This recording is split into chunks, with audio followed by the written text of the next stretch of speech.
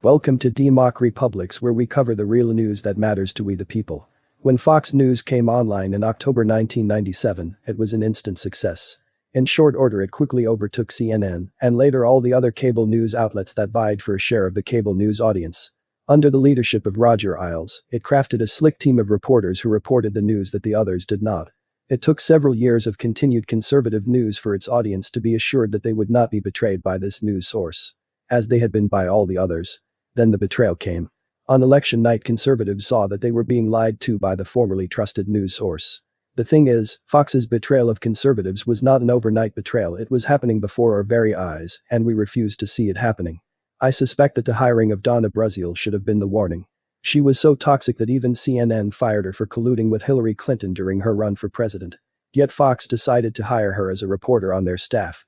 Brazile was hired around the same time that Fox News changed its logo from Fair and Balanced to who knows what it is now. It was another clue that they were no longer fair and balanced. Fox had shifted from a right-of-center newscast to a left-of-center.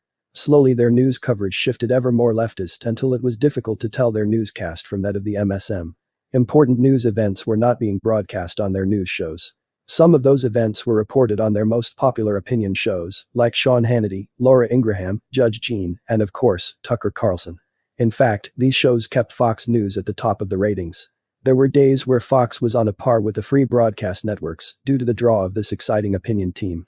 As the countdown to this election closed, Fox received some of its highest ever ratings. But the signs were all there for everyone to see that Fox had changed. Fox News polls echoed those of the MSM.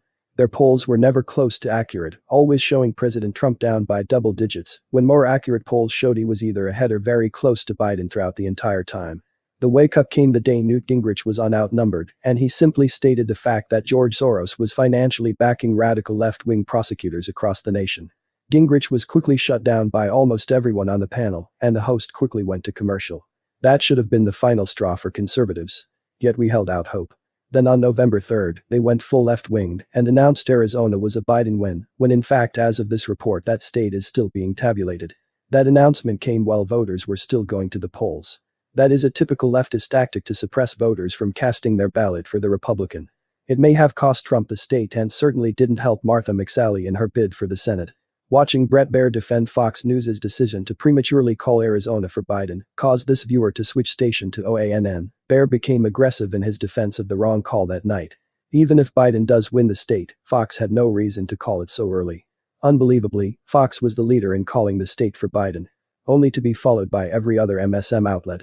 It was that call that shifted the momentum on election night. In comparison, Newsmax has yet to call the state of Arizona for Biden, and they do not see Biden as the president-elect, as they still haven't given Pennsylvania to him. While Biden may very well win both states, the early calls for them hurt Fox News' standing with its loyal audience. Last week, Lachlan Murdoch, CEO and executive chairman of the network, reminded investors that their ratings would fall off after the election, regardless of who won. However, the ratings drop that has occurred since election night cannot be attributed to an after-election slump. Fox's viewers are angry. They feel betrayed, and the likelihood that Fox will ever again regain its status as a powerhouse in the cable news business is highly unlikely. In the future, Fox will lose a large majority of its most loyal viewers, and that loss will not be offset by new more liberal viewers. No one who watches CNN or MSNBC will now switch to Fox. In fact, what happened to the once darling of Fox News, Megyn Kelly, should be a harbinger of what the network can now expect. Some may remember that Kelly, at the height of her fame, decided that she wanted to go to the MSM and began attacking candidate Donald Trump in 2016. In fact, she proudly tried to bring the man down. This tactic allowed her to go to the MSM, getting a contract with the most radical left network, NBC. Once there, her ratings were below anything she ever imagined. She envisioned that the left would herald her as a heroine because she betrayed her conservative base. Instead, they treated her like the pariah that she was. Soon, after some far-left incident of political correctness, she lost her job. For 3 years she has been off the air and is an afterthought by almost everyone. This is the path that Fox News has chosen for itself. They have already lost huge numbers of their viewers, and many more will follow. Fox will go from cable news giant to a tiny shrimp in a large pool of sharks. Some of Fox's star power will leave, causing even lower ratings. Watch for Tucker, Laura, Jean, and Sean to find new homes on those networks that will gain from Fox's betrayal. They can be assured that their viewers will follow them wherever they go.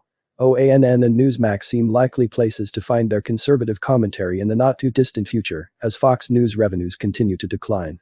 Let us know what you think. Leave your comments down below. Like, share and subscribe. And check out DEMOCREPUBLIX.com for the latest in news. Until next time. We live in a alien nightmare.